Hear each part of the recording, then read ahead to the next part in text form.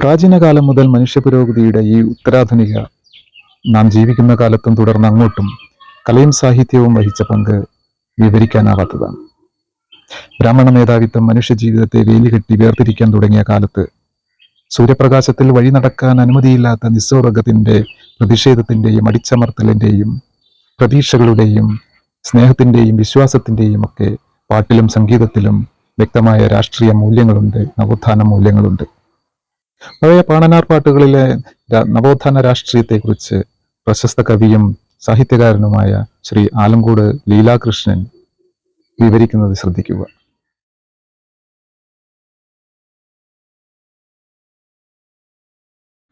വാമൊഴി സംസ്കാരത്തിൽ നിന്നാണ് ഭാഷ പിറക്കുന്നത്, സംസ്കാരം പിറക്കുന്നത്. 16-ാം നൂറ്റാണ്ടിൽ തുഞ്ചത്താചാര്യൻ ഭാഷ കണ്ടുപിടിച്ച ആളല്ല. നമ്മൾ ഭാഷാപിതാവാണെന്ന് അദ്ദേഹത്തെ അവരോധിച്ച് ആദരിക്കുന്നുണ്ടെങ്കിലും തുഞ്ചത്താചാര്യന് മുമ്പ് മലയാള ഭാഷയുണ്ട്. ആചാര്യന് മുമ്പ് തന്നെ കൃഷ്ണഗാഥ പോലുള്ളൊരു മഹത്തായ കാവ്യം മലയാളത്തിലുണ്ടായിട്ടുണ്ട്. ചെറുശ്ശേരി എഴുത്തച്ഛന് മുമ്പാണ്. എഴുത്തച്ഛൻ അതിന് ഒരു കയ്യും കണക്കും ഉണ്ടാക്കി അതിന്റെയൊക്കെ ചരിത്രം വേറെയാണ്.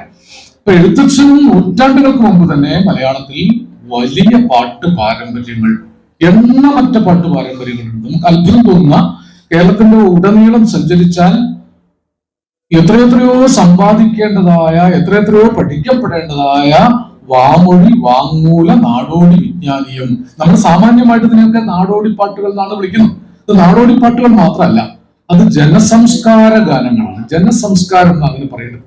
ജനസംസ്കാരം ഒരിടത്ത് നിൽക്കുന്നതല്ല, അതൊരു തുടർച്ചയാണ്. അതുകൊണ്ട് നാടോടി പാട്ടുകളും ഫോക്ലോർ എന്ന് നമ്മൾ പേരിട്ട് വിളിക്കുന്ന ഇതൊന്നും ഒരിടത്ത് നിൽക്കുകയല്ല, അത് തുടർന്ന് തുടർന്ന് തുടർന്ന് വന്നുകൊണ്ടിരിക്കുന്നുണ്ട്.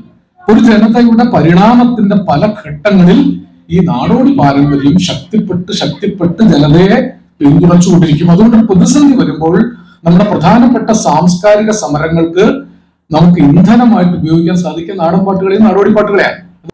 നേരത്തെ കേരളത്തിലെ പാണപ്പാട്ടുകൾ ജി ഭാർഗവൻ പിള്ള സമാഹരിച്ചിട്ടുണ്ട്. ആകാശവാണിയിൽ ഉദ്യോഗസ്ഥനായിരുന്ന ജി ഭാർഗവൻ പിള്ള കേരളത്തിലെ പാണപ്പാട്ടുകൾ സമാഹരിച്ചിട്ടുണ്ട്. പക്ഷെ അത് ഉറവിടത്തിൽ നിന്ന് ശേഖരിച്ചതല്ല, അദ്ദേഹം പലയിടത്തുനിന്ന് കിട്ടിയത് ശേഖരിച്ചതാണ്. ഇത് തിരുവരങ്ങത്തെ പാണനാരുടെ വംശത്തിലെ പാട്ടുകളാണ്. ഈ തിരുവരങ്ങത്തെ പാണനാരാണെന്ന് നമ്മളിപ്പം അത്രയൊന്നും ആലോചിക്കാറില്ല. മേളത്തോട് അഗ്നിഹോത്രി, രചകൻ ഉളിയനൂർ തച്ചനും, പിന്നെ വള്ളോൻ, വായില്ലാക്കുന്നിലപ്പൻ, വടുതല മരുവും, ആയർ കാരക്കൽ മാത, നേരെ നാറാണഭ്രാന്തൻ, ഉടൻ അകവൂർ ചാത്തനും, പക്കനാരും, ചെമ്മേ കേളുപ്പുകൂറ്റൻ, പെരിയ തിരുവരങ്ങത്തെഴും പാണനാരും. ഈ 12 പേരിൽ ഈ കവി വലിയ സ്ഥാനം കൊടുത്തൊരാൾ പെരിയ തിരുവരങ്ങത്തെഴുന്ന പാണനാർക്കാണ്. മറ്റൊരൊന്നും പെരിയവരായിട്ട് പറഞ്ഞിട്ടില്ല. ഒരു പെരിയവരുടെ സ്ഥാനം ഈ തിരുവരങ്ങൻ കൊടുക്കാൻ എന്താണ് കാരണം? ഇപ്പോൾ ചരിത്രത്തിലേക്ക് പോകുമ്പോൾ ഞാൻ ശ്രീരംഗത്ത് പോയ സമയത്ത് അവിടെ പാണനാർക്ക് പ്രതിഷ്ഠയുണ്ട്. പാണനാരെ പ്രതിഷ്ഠിച്ച സ്ഥലം പെരിയ പാണനാർ പ്രതിഷ്ഠ. പെരിയ എന്ന വാക്ക് അവിടെയുണ്ട്. തമിഴകത്ത് ഈ പാണനാർ വലിയ കൊണ്ടാടപ്പെട്ട കലാകാരനായിരുന്നു. തമിഴകം വാണ രാജാക്കന്മാരുടെ, മഹാരാജാക്കന്മാരുടെ അവദാനങ്ങൾ പാടുക മാത്രമല്ല, അവർ കരമൊഴിവായി ഭൂമി കൊടുത്ത് ആദരിച്ച് കൊണ്ടു നടന്നിരുന്ന കലാകാരന്മാരായിരുന്നു. അവർ പാട്ടുകാരായിരുന്നു, നർത്തകരായിരുന്നു.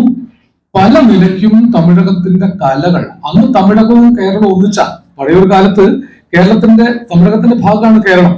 അങ്ങനെ തമിഴകത്തു നിന്ന് വന്ന ഒരു പാരമ്പര്യമാണ് തിരുവരങ്ങത്തെ പാടനാർക്കുള്ളത്.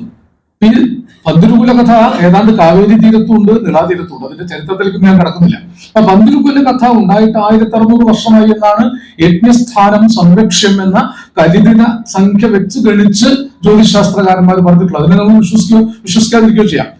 എങ്കിലും ഒരു 10-16 നൂറ്റാണ്ടിന്റെ പഴക്കം ഉണ്ടാക്കാതിരിക്കും.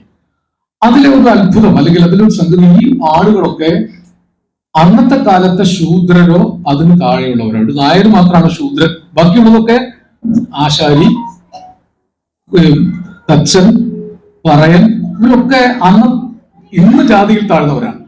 അന്ന് അവർ ജാതിയിൽ താഴ്ന്നവരായിരിക്കില്ല. ബ്രാഹ്മണരുടെ വരവോടുകൂടി, ഞാനിത് പറയുന്നതിൽ മറ്റൊന്നിലേക്ക് കണക്കാക്കരുത്, അതിനകത്ത് രാഷ്ട്രീയമുണ്ട്. ബ്രാഹ്മണരുടെ വരവോടുകൂടി ഇവിടെ ഉണ്ടായിരുന്ന ഒരു ആദിമ ജനത അവരുടെ സംസ്കാരം മുഴുവൻ സംസ്കൃതം കൊണ്ട് മറച്ചു വെക്കുകയും, അല്ലെങ്കിൽ സംസ്കൃതമാണ് വലിയ പാരമ്പര്യം, അതിലാണ് എല്ലാം ഉള്ളത് എന്ന് ഈ ജനതയെ സമ്മതിപ്പിക്കാൻ നടത്തിയ ഒരു വലിയ അട്ടിമറിയുടെ ഭാഗമായിട്ടാണ് മഹാബ്രാഹ്മണനായ വരരുചിയുടെ മക്കളാണ് ഇവരൊക്കെ. ഇപ്പോഴും ഉണ്ട് ഒരു നല്ലൊരു പാട്ടുകാരൻ, യേശുദാസ് നല്ല പാട്ടുകാരനാണെന്ന് പറഞ്ഞാൽ സ്വകാര്യമായിട്ട് ചിലർ പറയും ഏതെങ്കിലും നമ്പൂരിയുടെ മകനായിരിക്കും. അപ്പൊ നമ്പൂരിയുടെ മക്കളായാലേ നന്നാവൂ, ബ്രാഹ്മണന്റെ മക്കളായാലേ ഏത് രംഗത്തും ശോഭിക്കൂ എന്ന നമ്മളൊക്കെയും സ്വകാര്യമായി കൊണ്ടു നടക്കുന്ന ഒരു മിഥ്യാധാരണ ഈ ബ്രാഹ്മണിക്കൽ ഓർഡർ എന്ന് പറഞ്ഞാൽ ബ്രാഹ്മണൻ മുകളിലും ബാക്കിയൊക്കെ താഴെയുമായിട്ടുള്ള ഒരു ഓർഡർ ഉണ്ടാക്കാൻ ഇവിടെ വന്ന ബ്രാഹ്മണ സമൂഹത്തിന് സാധിച്ചു. അത് വലിയ പഠനങ്ങളൊക്കെ നടത്തിയിട്ടുണ്ട്. ജാതി വ്യവസ്ഥയും കേരള ചരിത്രവും എന്ന പുസ്തകത്തിൽ പി കെ ബാലകൃഷ്ണൻ അതിനെ കുറിച്ച് പറയുന്നുണ്ട്. ഒരുപാട് പഠനങ്ങൾ നടന്നിട്ടുണ്ട് ചരിത്രപരമായി. ഞാൻ അതിലേക്കൊന്നും ഇപ്പൊ കടക്കുന്നില്ല.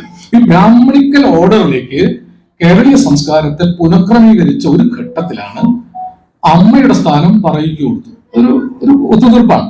അമ്മ പറയി, കറുത്ത പറയി പെണ്ണ്, അച്ഛൻ മഹാബ്രാഹ്മണൻ, മക്കളിൽ ഒന്നാമൻ മഹാബ്രാഹ്മണൻ, താഴെ പറയനും പാണനും ആശാരിയും ഒക്കെ ആയിട്ടുള്ള ആളുകൾ. ഇവരൊക്കെ ഇങ്ങനെ മാത്രം പരിഗണിക്കപ്പെടേണ്ട ആളുകളായിരുന്നില്ല. നേരത്തെ അവർക്ക് സ്വന്തം സംസ്കാരം ഉണ്ടായിരുന്നു. ഈ പറയുന്ന പാണർ സമുദായത്തിനും ഉള്ളൂർ സമുദായത്തിനും ഒരുപാട് ചെറിയ ചെറിയ കീഴാളരായി കാണപ്പെട്ട സമുദായത്തിനൊക്കെ അവരുടെ സ്വന്തം പാട്ടുപാരമ്പര്യങ്ങൾ, കലാപാരമ്പര്യങ്ങൾ, സംസ്കാര പാരമ്പര്യങ്ങളുണ്ടായിരുന്നു. ഇപ്പൊ ഈ വിശ്വകർമാക്കൾ എന്ന് പറയുന്ന ആശാരി പൂശാരി തട്ടാൻ കരുവാൻ അങ്ങനെ പറയുന്ന ഈ അവർക്ക് അവരുടേതായ വലിയൊരു സംസ്കാരം ഉണ്ടായിരുന്നു. ഇതൊക്കെ ബ്രാഹ്മണർക്ക് ഇവരെ നിഷേധിക്കാൻ പറ്റില്ല. അവരുടെ ആവശ്യങ്ങൾക്ക് ഇവരെയൊക്കെ വേണം, ആശാരി വേണം, തട്ടാന വേണം. അപ്പൊ അവരെയൊക്കെ ഒരു മക്കളുടെ സ്ഥാനം കൊടുത്ത് അനുഗ്രഹിച്ച് ഇരുത്തുകയും അവരുടെ സംസ്കാരത്തിന് മേൽ പിന്നീട് സവർണ സംസ്കൃതി അതിൽ നിന്ന് പലതും കടം കൊണ്ടു. ഈ കലകളിൽ നിന്ന് കടം കൊണ്ട് അതിനെ സംസ്കരിച്ച് അത് ക്ലാസിക്കലായി. ഇപ്പൊ നമ്മളിപ്പോ കഥകളിയും കർണാടക സംഗീതവും സോപാന സംഗീതവും ഒക്കെയാണ് കേരളീയ കലാപാരമ്പര്യത്തിന്റെ ഉന്നത ധാരകൾ എന്ന് പറയും. അത് മോശമാണെന്ന് ഞാൻ പറയുന്നില്ല. അതോടൊപ്പം പരിഗണിക്കേണ്ടതാണ് പാണപ്പാട്ടും പുള്ളുവപ്പാട്ടും പുലയപ്പാട്ടും ചെറുമപ്പാട്ടും കുറത്തിപ്പാട്ടും ഇങ്ങനെ മാപ്പിളപ്പാട്ട് വരെയുള്ള മാറ്റി നിർത്തപ്പെട്ട പാട്ടുശാഖകളൊക്കെ ഇതിന്റെ ഭാഗം. ഇതിലിപ്പം നാരായണത്തിൽ കുറെ കാര്യങ്ങൾ പറയുന്നുണ്ട്. ഈ പാണന്മാർക്കൊരു സ്ഥാനം ഉണ്ടായത് ശിവന്റെ പിണിപ്പെട്ടപ്പോൾ പിണി ഒഴിച്ചത് പാണനാരാണെന്നാണ് അല്ലെ ഐതിഹ്യം. അതൊരു ഐതിഹ്യ കഥയാണ്. പാർവതിയും ശിവനും കൂടി ചൂത് കളിക്കുമ്പോൾ ആദ്യത്തെ ഏറിൽ പാർവതി ജയിച്ചു, രണ്ടാമത്തെ ഏറിലും പാർവതി ജയിച്ചു, മൂന്നാമത്തെ ഏറിലും പാർവതി ജയിച്ചപ്പോൾ പാർവതിയെ തോൽപ്പിക്കാൻ തലയിലിരിക്കുന്ന ഗംഗാദേവിയുമായി ഗൂഢാലോചന നടത്തി ശിവൻ കള്ളച്ചൂത് കളിച്ചു. ഈ കള്ളച്ചൂത് പാർവതി പിടിച്ചിട്ട് ഈ ചൂതിന്റെ കരുവൊക്കെ കൂടി ശിവന്റെ മുഖത്തേക്ക് വലിച്ചു ഏറ് കൊടുത്തു. അതിലൊരു കരുവൊന്ന് നെറ്റിയിൽ തട്ടി ശിവൻ ബോധരഹിതനായി വീണു. പെണ്ണുങ്ങൾ അറിഞ്ഞാൽ ശിവനും വരെ ബോധം കെടുമെന്ന് ആ കാലത്തെ ഈ കഥ പറയുന്നുണ്ട്. അങ്ങനെ ശിവൻ ബോധം കെട്ടു വീണ് കഴിഞ്ഞപ്പോ പിന്നെ ആര് വിചാരിച്ചിട്ടും ശിവനെ ബോധത്തിലേക്ക് കൊണ്ടുവരാൻ പറ്റിയില്ല. അങ്ങനെ അന്വേഷിച്ചിട്ടാണ് പാർവതി ഭൂമിയിലുള്ള പാണനാർ വിചാരിച്ചാൽ സാധിക്കുന്നു പറഞ്ഞ് തിരുവരങ്ങര കൊണ്ട് ആ പാട്ട് ഇതിൽ ആദ്യത്തെ പാട്ട് അതാണ്. എങ്ങനെയാണ് ഈ തുയിലുണർത്ത് പാട്ടിനോ ആദ്യത്തെ പാട്ട് മുഴുവനായിട്ടും ഈ കഥയാണ്. അവിടെ ചെല്ലുന്നുണ്ട്, ഈ ദൂതൻ ചെല്ലുന്നു. അപ്പൊ പറയുമ്പോ തിരുവരങ്ങനെ എവിടേക്കോ പഠിക്കാൻ പോയിരിക്കുകയാണ്, കാട പിടിക്കാൻ പോയിരിക്കുകയാണ്. പട്ടി പറഞ്ഞു ഇവിടെ ഇല്ല, കാട പിടിക്കാൻ നോക്കാൻ ജീവിക്കാൻ മാർഗമില്ല. അവസാനം അയാൾ വിളിച്ചു വരുത്തിയപ്പോ തുടി വേണം. തുടിക്ക് കയ്യിൽ തുടിയില്ല, ദരിദ്രനാണ്, ഒന്നുമില്ല. അപ്പൊ തുടി ഉണ്ടാക്കാൻ ഇയാൾ സഹായിച്ചു, തുടി ഉണ്ടാക്കി കൊടുത്തു. ഇളം മാനിന്റെ തോല് കൊണ്ട് തുടിക്ക് അതുണ്ടായി, തോല് കൊണ്ട് തീർത്ത് കൊടുത്തു. അങ്ങനെ പാണനാരെ എല്ലാ സന്നാഹങ്ങളും കൊടുത്തു കൂട്ടിക്കൊണ്ടുപോയതാണ്. അല്ല, ആവശ്യം വരുമ്പോ നമ്മൾ വരില്ലേ, ഏത് താഴത്തേക്കും വരും. താഴത്ത് വന്നു ശിവൻ ആവശ്യം വന്നപ്പോ ഈ പാണനാരെ കൂട്ടിക്കൊണ്ടുപോയി. അങ്ങനെ പാണനാർ തുയിലുണർത്തുന്നതിന്റെ ഗംഭീരമായ നല്ല കവിത അത് കേട്ടോ. നിങ്ങൾ അതിനെ തുയിലുണർത്ത് പാടുന്ന വായിച്ചു കേൾക്കേണ്ടതാണ്. എന്തൊരു നാടോടി കവിതയാണ്. അതിൽ വലങ്കണ്ണിൽ സൂര്യനും ഇടംകണ്ണിൽ ചന്ദ്രനും. സത്യത്തിൽ ഈ ജി ശങ്കരക്കുറുപ്പിന്റെ പാണനാരിലൊക്കെ വരുന്ന സങ്കല്പം ഇതിൽ നിന്നാണ്. ഈ വലങ്കണ്ണിൽ സൂര്യനും ഇടംകണ്ണിൽ ചന്ദ്രനും ശശികളായി അത് ആ സങ്കല്പം ഉണ്ടായി വരുന്നത് ഈ നാടോടി പാട്ടിൽ നിന്ന്. അപ്പൊ അന്നത്തെ കവികൾ ഇതൊക്കെ ഏറ്റെടുത്തിട്ടുണ്ട് കേട്ടോ. ഇടശ്ശേരി ഇടശ്ശേരിയുടെ പൂതപ്പാട്ടിലും ഈ നാടൻ പാട്ടുകൾ തന്നെയാണ് അക്കാലത്തെ കവികൾ, കുഞ്ഞിരാമൻ നായർ. അപ്പൊ ഇതൊക്കെ നമ്മുടെ സംസ്കൃതത്തിന്റെ അടിവേരുകളാണ്. ഇവരാണ് സംസ്കാരത്തിന് അടി മണ്ണിട്ട് തന്നത്. പക്ഷെ പിൽക്കാലത്ത് ഒരു ഘട്ടം കഴിഞ്ഞപ്പോൾ ഫ്യൂഡൽ കാലഘട്ടത്തിൽ ചില പദവികളൊക്കെ കൊടുത്തു വന്നു. പിന്നീട് ദരിദ്രരും അനാഥരുമായി ഇവർ ഇങ്ങനെ വല്ലപ്പോഴും വല്ല ചടങ്ങിലും ഈ പിണി ഒഴിച്ചതിന്റെ പ്രതിഫലമായിട്ട് കൊടുത്ത വരമാണ് ഓണത്തിന് ഉത്രാടപ്പാതിരയ്ക്ക് മാതേ വരെ തൊഴിലുണർത്താൻ ഒരു വരം കൊടുത്തു എന്നാണ്. അത് രണ്ടാമത്തെ പാട്ടിൽ ആ വരം പറയുന്നുണ്ട്. പിന്നെ ഒരുപാട് കാര്യങ്ങൾ ഇതിൽ പറയുന്നുണ്ട്. രാമായണ കഥയും മഹാഭാരത കഥയും ഏത് വിധമാണ് ഇവരുടെ ഭാഷയിൽ എങ്ങനെയാണ്? 300 രാമായണങ്ങൾ AK രാമാനുജൻ ശേഖരിച്ചിട്ടുണ്ട്. 300 രാമായണം ശേഖരിച്ചു, 300 അല്ല 3000 രാമായണം വേണമെങ്കിൽ ഉണ്ടാവും. അത്രയേറെ നാട്ടു പാഠങ്ങളുണ്ട്. മാപ്പിള രാമായണമുണ്ട്, എല്ലാത്തിനും പാഠങ്ങളുണ്ട്. ലാമ ലാമ ലാമ ലാമ ലാമ ലാമ ലാമ ലാമ ലാമ ലാമ ലാമ ലാമ ലാമ ലാമ പണ്ട് താടിക്കാരനൗലി പാടി വന്ന പാട്ട് കേട്ടതല്ലേ നമ്മൾ രാമായണം കഥ പാട്ട്. കോസലത്തിലെ ദശരഥൻ 4 പെണ്ണ് കെട്ടിയ പാട്ട്, 3 പെണ്ണ് കെട്ടിയ പാട്ട്. അമ്മിയും മായം പൊടിഞ്ഞും മക്കളില്ല പാട്ട്. പായസം കുടിച്ചു 3 4 പെറ്റ പാട്ട്. മക്കളിൽ മുമ്പനാം രാമൻ കേമനായ പാട്ട്. ഇങ്ങനെ പാട്ട് പാടിയ വലിയ ബുദ്ധിമുട്ടാണ്. ഇതിപ്പോ സിപിയുടെ നാട്ടിലെ പാട്ടായത്. ഇത് TH കുഞ്ഞിരാമന്റെ ഒരു പാടിയിട്ടാണ് ഞാൻ ആദ്യം കേൾക്കുന്നത്. ഇത് മുഴുവനുണ്ട്. മാപ്പിള രാമായണമുണ്ട്. ഈ ചാലിശ്ശേരി ഉണ്ടായിരുന്ന ഒരാൾ ഒരു കീഴാള രാമായണം, അതിന്റെ പേര് ഞാൻ മറന്നുപോയി, അത് വളരെ വ്യത്യസ്തമായ രൂപത്തിൽ ചൊല്ലി പ്രസിദ്ധീകരിച്ച് എനിക്ക് ഓർമ്മയുണ്ട്. അങ്ങനെ എല്ലാ സമൂഹത്തിലും രാമായണ മഹാഭാരത കഥകൾ അവരുടേതായ രീതിയിൽ പ്രചാരത്തിലുണ്ടായിരുന്നു. അതിന്റെ ഒരു 2 പാഠങ്ങൾ ഇതിലുണ്ട്. ഐവർക്കളിപ്പാട്ട്. ഐവർക്കളി എന്ന് പറയുന്നത് വള്ളുവനാട്ടിലെയും പാലക്കാട്ടെയും ഒരു പ്രധാനപ്പെട്ട കളിയായിരുന്നു. അതായത് 5 പേര് പാണ്ഡവന്മാർ കൃഷ്ണനെ നടുക്ക് നിർത്തി ഭദ്രകാളിയെ പ്രീതിപ്പെടുത്താൻ വേണ്ടി കളിച്ച കളിയാണ് ഐവർകളി. അടുത്ത കാലം വരെയും പാലക്കാട്ട് ഈ കന്യാർ കളിയുടെ കൂടെ തന്നെ വളരെ പ്രശസ്തമായി ഉണ്ടായിരുന്ന ഒരു കളിയാണ്. ഇങ്ങനെ വള്ളുവനാടിന്റെയും പാലക്കാടിന്റെയും നാട്ടു സംസ്കൃതിയിൽ ഉരുവപ്പെട്ട് കിടക്കുന്ന ഒരു വലിയ ആദിമൂല സംസ്കാരത്തെയാണ് KP നാരായണൻ രേഖപ്പെടുത്തി വെച്ചിരിക്കുന്നത്. ഇതിനോടൊപ്പം തന്നെ പഠിക്കേണ്ട മറ്റൊരു കാര്യം, ഇന്ന് ഇന്ത്യയിലുടനീളം ഈ നാട്ടുമൊഴി ബഹുസ്വരതകളെ ഇല്ലാതാക്കി എല്ലാത്തിന്റെയും ഒരു ഏക പാഠം അടിച്ചേൽപ്പിക്കാനുള്ള വളരെ ഭീകരമായ സംസ്കാര ഫാഷിസം വേരാഴ്ത്തി കഴിഞ്ഞിരിക്കുകയാണ്. അതിന്റെ പൊളിറ്റിക്സ് അതാണ്. ഈ സംസ്കാര ഫാഷിസം എന്നത് ഈ വൈവിധ്യങ്ങളെ അംഗീകരിക്കുന്നില്ല. ഇന്ത്യയിൽ ഉടനീളം കേരളത്തിൽ തന്നെ പറഞ്ഞാൽ എത്രയോ നാട്ടുപാട്ടുകൾ, എത്രയോ നാടോടിപ്പാട്ടുകൾ, ജനസംസ്കാര ഘടകങ്ങളുണ്ട്. അതിനൊന്നും ഇവർ അംഗീകരിക്കുന്നില്ല. അതിന് മീതെ ഇവർ നിശ്ചയിച്ചൊരു പാഠം മാത്രമേ നിങ്ങൾ അംഗീകരിക്കാവൂ. എനിക്കെതിരെ ഈയിടെ വലിയ ആക്രമണമൊക്കെ ഉണ്ടായത് ആ പാഠത്തിൽ വിരുദ്ധമായ മറ്റൊരു പാഠം പറഞ്ഞുകൊണ്ടാണ്. ഈ അങ്ങനെയുള്ള ആളുകളെ ഇല്ലാതാക്കലാണ് ഇന്ന് ഇന്ത്യ ഭരിക്കുന്ന സാംസ്കാരിക ഫാഷിസം മുന്നോട്ട് വയ്ക്കുന്ന വളരെ പ്രധാനപ്പെട്ട അപകടകരമായ പുനരുത്ഥാന രാഷ്ട്രീയം. നിങ്ങൾക്ക് പറഞ്ഞാൽ മനസ്സിലാവുന്ന ആളുകളായതുകൊണ്ട് വിശദീകരിക്കേണ്ടതില്ല. നവോത്ഥാനം എന്നത് ഇങ്ങനെ ചിതറിക്കിടക്കുന്ന പലതും ഏകത്വത്തിലേക്ക് കൊണ്ടുവരികയും എല്ലാവർക്കും ഒരുമിച്ച് ജീവിക്കാനും ഒരുമിച്ച് സംസാരിക്കാനും ഒരുമിച്ച് ഭക്ഷണം കഴിക്കാനും ഒരുമിച്ച് സംസ്കാരം പങ്കുവെക്കാനുമുള്ള ഒരു കാലാവസ്ഥ ഉണ്ടാക്കലാണ് നവോത്ഥാനം. ആ നവോത്ഥാന കാലത്താണ് നമ്മുടെ ഈ നാടോടി പാട്ടുകളൊക്കെ പല ആവശ്യങ്ങൾക്ക് വേണ്ടി ഉപയോഗിച്ചത്. നമ്മൾ പല നവോത്ഥാന ഘട്ടങ്ങളിലും നമുക്കറിയാം നാട്ടുപാട്ടുകളുടെ ഈണമാണ്.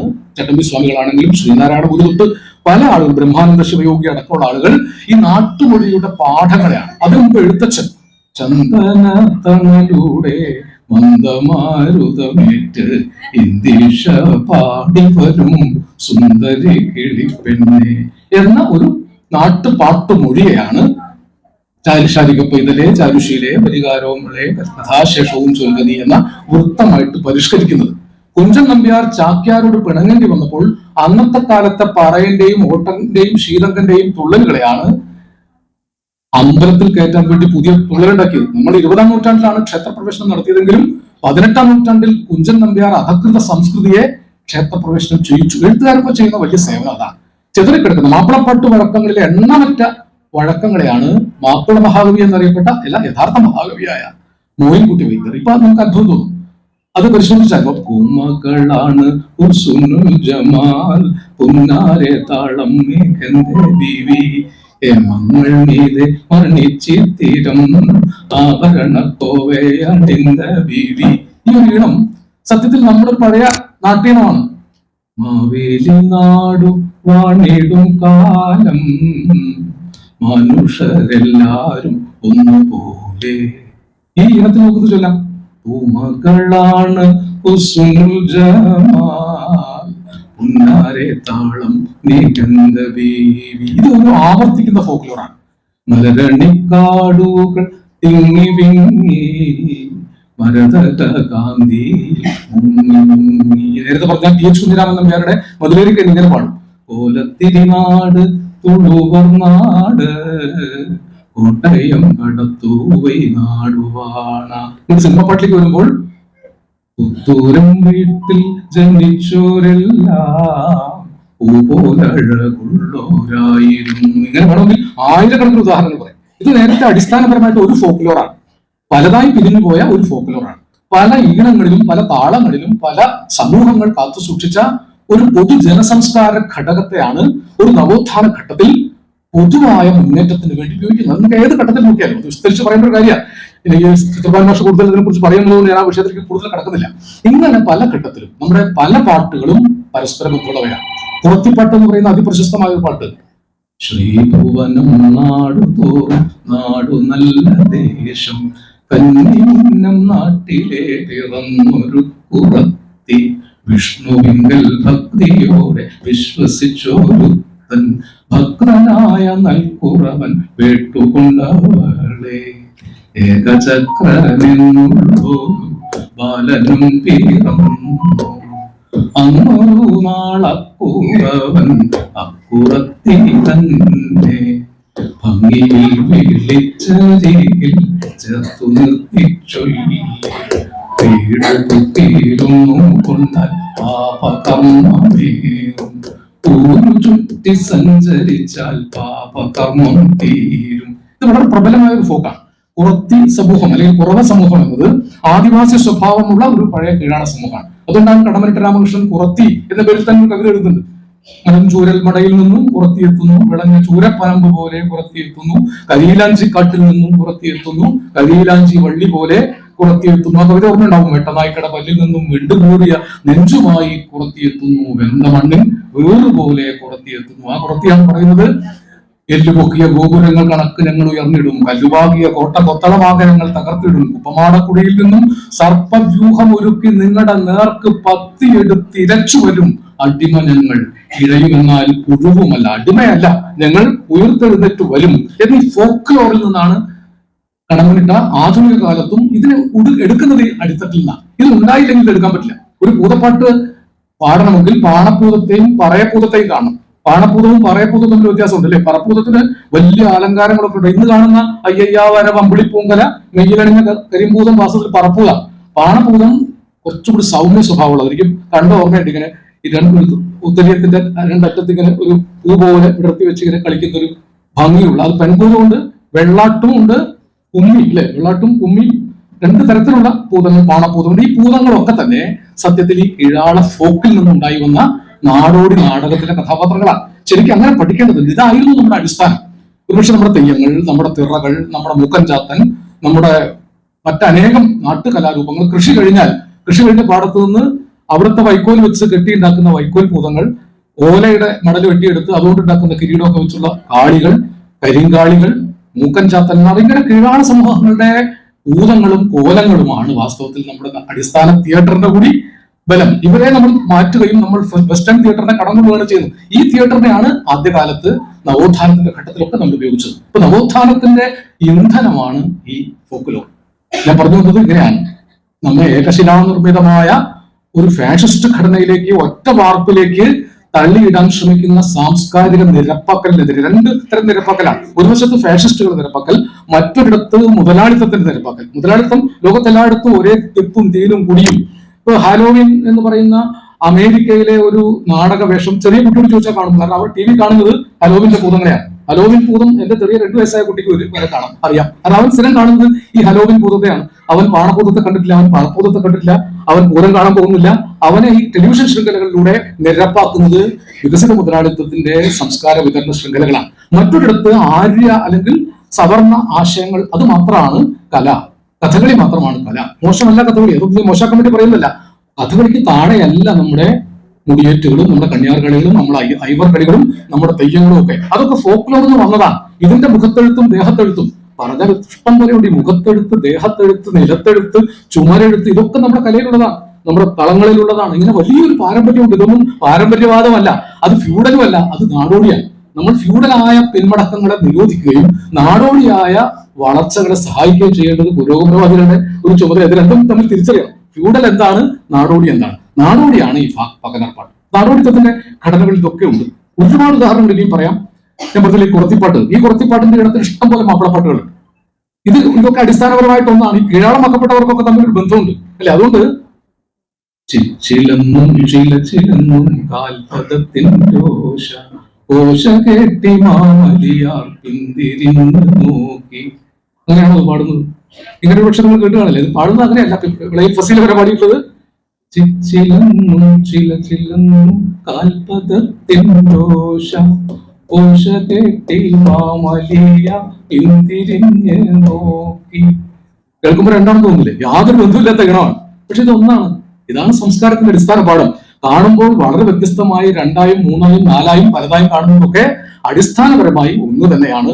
എന്നാൽ അത് നിരപ്പാക്കലിന്റെ ഒന്നല്ല, അത് പലതായി നിന്നുകൊണ്ട് ഒന്നാകാൻ കഴിയുന്ന ഒരു സംസ്കാര തനിമയാണ്. ഇങ്ങനെ മനസ്സിലാക്കാൻ കഴിയപ്പെടുന്നത്. പിന്നെ ഉണ്ടല്ലോ, താമര പൂങ്കാവനത്തിൽ താമസിക്കുന്നോളെ പഞ്ചവർണ്ണ പൈങ്കിളിയിൽ പങ്കിറങ്ങുള്ളോളെ. ഇങ്ങനെയാണോ പാടുന്നത്? താമരപ്പൂ, അത് ഇണം പറയല്ലേ? പുറത്തി ഞാനും ഒന്നു പെറ്റാൽ 10 പെറ്റ മേനി, ഫാത്തിമാബി 10 പെറ്റാൽ 1 പെറ്റ മേനി. ഈ പാട്ടൊക്കെ ഇവിടെ ഉണ്ട്. ഇതൊക്കെ കുറച്ച് കൊടുക്കാം.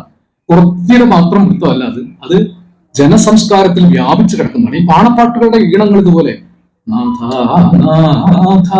തുയിലുണരേണം അഴകൊടെ നാഥ തുയിലുണരേണം സന്ധ്യയൂമേ പെട്ടൂതാതുയി ഇവരുടെ വാതിൽ അടച്ചൂത. അങ്ങനെയാണ് പാടുന്നത്. വ്യത്യാസം ഉണ്ടാവും അല്ലെ? ഇവർക്ക് പെട്ടൊരു ഭാഗമായത് സന്ധ്യ പെട്ടുപോയി ഇവരുടെ വാതിൽ അടച്ചതാ. അതൊരു ദയനീയാവസ്ഥയുണ്ട്. തൊഴിൽ ഉണർന്നാലേ ഒരു നേരത്തെ ആഹാരത്തിനുള്ള വക കിട്ടുള്ളൂ. ഞങ്ങളുടെ വീടിന്റെ വാതിൽ അടയ്ക്കണമെങ്കിൽ തൊഴിൽ നടത്തി കിട്ടുള്ളൂ. പാവപ്പെട്ടവന്റെ സങ്കടപ്പാട്ട് കൂടിയാണ് ഇതിനകത്ത് ഈ സാധനമൊക്കെ കിടക്കുന്നത്. ഒരു കാലത്തെ ജാതി വ്യവസ്ഥയുടെ ജീർണതകൾ. ഇങ്ങനെയാണ് ഈ പാട്ടുകൾ വരുന്നത്. ഇതേ പാട്ടാണ്, ഒരു പക്ഷെ കുറത്തി പാട്ടാണ് ഒരു നവോത്ഥാന, രാഷ്ട്രീയ നവോത്ഥാനത്തിന്റെ ഘട്ടത്തിൽ ONV ഉപയോഗിക്കുന്നത്. പൊന്നരിവാളം വിളിയിൽ കണ്ണെറിയുന്നോളെ ആ മരത്തിൻ പൂന്തണലിൽ പാടി നിൽക്കുന്നോളെ. ഇങ്ങനെ പാട്ട് കേട്ടിട്ടുണ്ട്. ഇങ്ങനെ പാട്ട് ചരിത്രത്തിലുണ്ട്. ONVക്ക് വേണമെങ്കിൽ ശ്രദ്ധയിലോ മന്ദാക്രാന്തയിലോ ഉപേന്ദ്ര വജ്രയിലോ ഇന്ദ്രവജ്രയിലോ ശാർദൂല വിക്രീഡത്തിലോ ഒന്നും എഴുതാൻ ഒരു ബുദ്ധിമുട്ടുള്ള ആളല്ല.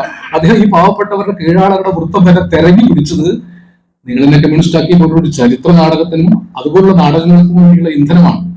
അത് പക്ഷെ ദേവരാജൻ മാഷ് അതിന്റെ ഈണത്തെ ഒന്ന് മാറ്റി പൊന്നരിവാളം വിളിയിൽ കണ്ണെറിയുന്നോളെ ആ മരത്തിൻ പൂന്തണലിൽ പാടി നിൽക്കുന്നോളെ. ഈ മാറ്റം സത്യത്തിൽ ഇതിന്റെ അടിസ്ഥാന ധാതു ഇത് തന്നെയാണ്. ഒരു കുതിപ്പിന് നമുക്ക് ഈ നാടോടിത്തത്തിൽ നിന്ന് 3 അടി പിന്നാക്കം വാങ്ങി നിന്ന് 7 അടി മുന്നാക്കം ചാടിയവനാണ്. വടക്കംപാട്ടിലൊരു ബലവന്തരം അല്ലെ? 3 അടി പിന്നാക്കം വാങ്ങി നിന്ന് 7 അടി മുന്നാക്കം ചാടിയവൻ. നിന്നിടത്ത് ചാടിയാൽ കുറച്ച് ദൂരെ പോകാൻ പറ്റും. ഈ ഹോപ്പ് സ്റ്റെപ്പും ജമ്പും ഹൈ ജമ്പും ഒക്കെ ചാടുന്ന ആളുകൾ പിന്നിലേക്ക് പോയി അവിടുന്ന് ഓടി വന്നിട്ടാണ് ചാടുന്നത്. കാരണം കുറെ കൂടെ മുന്നിലേക്ക് ചാടാം. പക്ഷെ 7 അടി 3 അടി താഴെ പോകരുത്. 3000 അടി താഴെ പോയാൽ പിന്നെ തിരിച്ചു വരാൻ പറ്റില്ല. അതാ ഇപ്പൊ പൗരാണികമായ ഓർമ്മകളിലേക്ക്, രാമജന്മഭൂമിയിലേക്കും പൗരാണിക ഭൂമിയിലേക്കൊക്കെ പോയാൽ പിന്നെ തിരിച്ചു വരാൻ ബുദ്ധിമുട്ടാണ്. പോകേണ്ടത് വിളയപ്പാട്ടിലേക്കും പാണർപ്പാട്ടിലേക്കും ഈ പറയുന്ന കീഴാളപ്പാട്ടുകൾ മാപ്പിളപ്പാട്ടിലേക്കും ഒക്കെയാണ്. അവിടെ നിന്ന് പുരോഗമന ശക്തികൾക്ക് മുന്നിലേക്ക് കുതിക്കാനുള്ള ഒരു സ്റ്റാർട്ടിംഗ് പോയിന്റ് ആയിട്ട് KP നാരായണൻ തിരഞ്ഞെടുത്ത ഈ പാട്ടുകളെ ഉപയോഗിക്കാവുന്നതാണ്. അതിന്റെ മറ്റു കാര്യങ്ങളല്ല, അതിന്റെ രാഷ്ട്രീയം അതാണ് ഇവിടെ പറയാൻ എനിക്ക് ഉത്തരവാദിത്തമുണ്ട്. കാരണം ഒരു രാഷ്ട്രീയമായ കാഴ്ചപ്പാട് ഈ ചെയ്യുന്നതിനൊക്കെ ഉണ്ട്. സാഹിത്യ അക്കാദമി വെറുതെ എന്തെങ്കിലും ചെയ്യുന്നതല്ല, അതിനകത്തൊരു കാഴ്ചപ്പാടുണ്ട്. ഞാൻ പറഞ്ഞു വന്നത് ഇങ്ങനെ ഒരു ഘട്ടമുണ്ട്. കഴിഞ്ഞ നൂറ്റാണ്ടിലെ രാഷ്ട്രീയ നവോത്ഥാനത്തിന്റെ ഏത് ഘട്ടത്തിൽ നിന്ന് നോക്കിയാൽ ഈ ഫോക്ലോറുകളെ കണക്കൂട്ടിട്ടുണ്ട്. എത്രയോ പാട്ടുകൾ ഫോക്ലോറുകളാണ്.